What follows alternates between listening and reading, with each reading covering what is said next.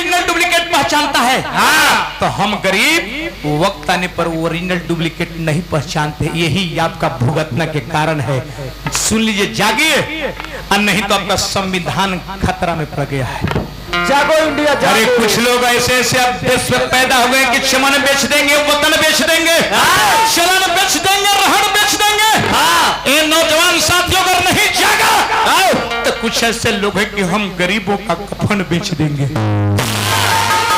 दलाल सब कुछ बिकने लगा। अब कहे के पास निकले कि न रुपया के बल पर झुका आदमी नहीं, न जेल के डर से झुका आदमी नहीं। हम गरीबों के लिए अपना जिंदगी बर्बाद कर दिए जेल के अंदर। सुन लीजिए, लेकिन दलाल लोग लालू यादव हम लोग के लिए जेल के अंदर, हम लोग क्या किए लालू यादव के लिए? क्या एक दिन भी रोड पर नहीं उतरे कि लालू यादव क्यों जेल में चले गए ना?